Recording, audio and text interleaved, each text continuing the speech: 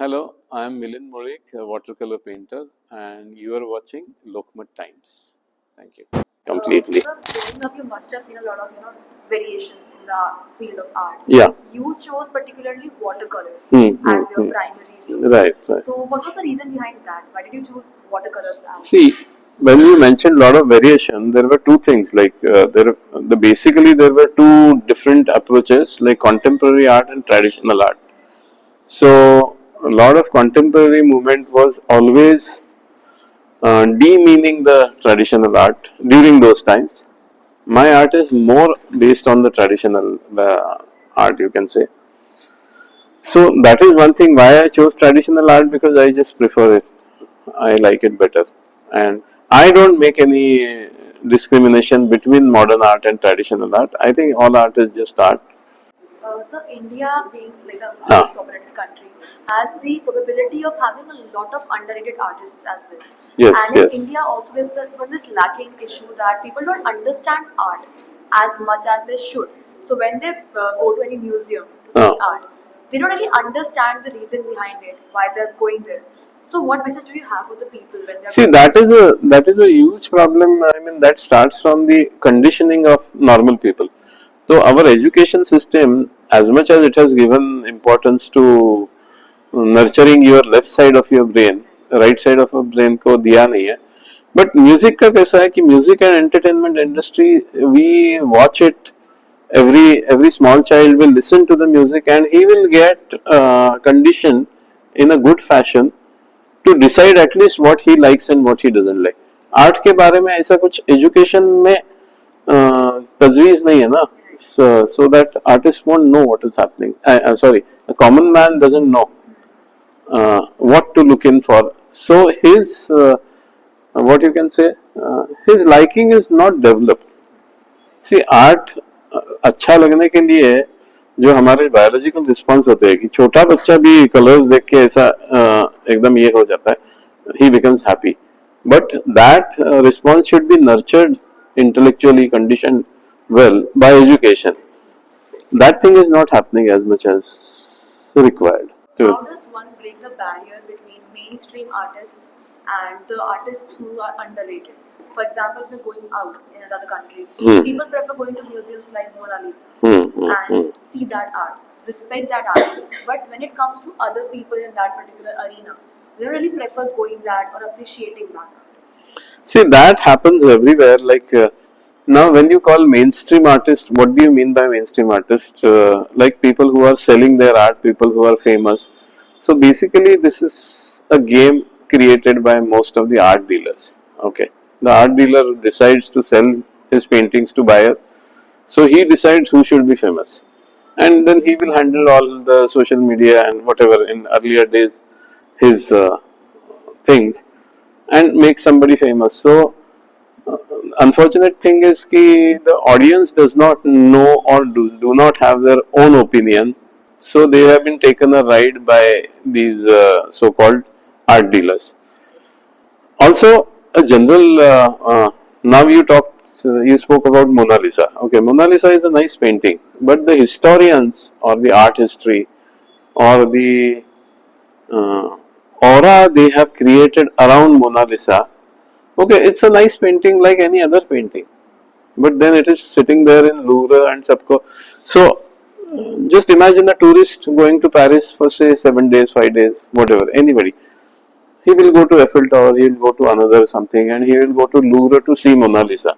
At the same time, there are so many galleries around Louvre which are exhibiting wonderful painting of living artists, but they don't have time to even look at it. So Mona Lisa has completely monopolized the attention of these people. I think something should be done about it. Okay. Who's responsible? You cannot say. It has happened that way. But if people understand this point of view, the audience should start behaving. So basically, when you are doing your painting, what inspires you to do the kind of paintings you do? Like, is there any particular thought you have before you start? See, I'm basically a landscape painter in terms of Landscape in the sense, not nature, it can be cityscape, it can be life in the city, it can be life around me. So basically landscape is, I define landscape as something which is, I see in a 360 view. Okay. Something which is kept on a table is a still life. Now you, if I paint you, it's a portrait. Okay, human being. So still life, portrait, and everything else is landscape for me. So being a landscape painter, I like to paint my experience, everyday experience. So what is my everyday experience? I'm traveling on the street, I see some buildings, it's a road crossing, or people on the street, vendors on the street. If I go to Himalaya, Himalaya. So anything that comes into my visual experience is my subject, basically. So you also in between talked about the fact that we should give importance to the living artists. What did you mean by that person? Okay. Now here comes the very important point which I want to say. Uh, See, there are people, every art needs a patronage, right? So if you talk about music, theatre, or entertainment art, who are supporting? The people who are buying tickets. Okay, you go to music show or you go for a movie, you are buying tickets and the industry is running. So the mass is supporting that art. But visual art में क्या होता है? The painting only one person is going to buy it. So it is supported by the king, you can say king or whoever is the rich person. So जैसे कि दो शब्द है, लोकाश्रय, लोकाश्रय meaning the mass is supporting it, and rajashray meaning the king is supporting it. So in visual art only one person or that king is actually supporting. Now अभी क्या हुआ है? The situation that art dealers have completely you can say monopolize the minds of the buyer. Okay. So most of the very rich people will buy the art which their art dealer is going to ask them to buy. Okay. And they are buying from a point of view of investment. Okay. कि today I buy some big artist for whatever amount and 10 साल के बाद मैं अगर ये बेच दूंगा तो इसका कीमत बढ़ जाएगा. So they are not buying art as a patronage, they are buying it as a commodity. Okay. This mentality has really damaged the scene, I can say. So people in Europe or people in, somebody will say कि I have a Van Gogh. So he is going to spend some millions of dollars buying Van Gogh, and then again maybe he will sell it or not, or that's not the point. He has spent all that $1 million on buying a Van Gogh who's dead long back, and poor Van Gogh died in how. So today, if you know the situation, the money should be spent on buying the art of the living artist so that living artists continue doing their work, and eventually it will have your investment value also eventually. So yeah, obvious my statement is don't buy dead artists, buy living artists. What's the point in buying a dead artist? And if there is such kind of a rule that once the artist is dead or something, okay, his art is a property of his family, his country, but it should not be sold. It should not block the money which for the other artist. So do you have any closing remarks for the aspiring artists who would want to pursue this career in a passive income or an active income? Yeah, see, pursuing a fine art career is not an easy job. So one thing, if you want to pursue, anybody who wants to pursue a career in fine art should remember two things.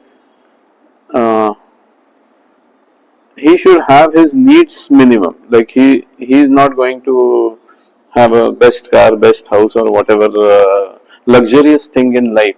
He has to sacrifice them. That is one thing to start with.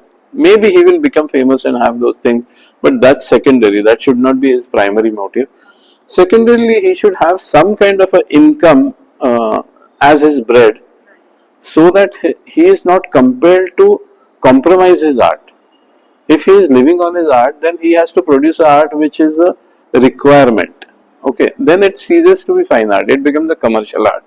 Okay, there is a hotel coming and they want this kind of a painting, so you create this kind of, or create commission portraits, which is actually something he can do, but maybe he doesn't like to do that because it's not his own expression. So it ceases to be a fine art. So he can do that for money.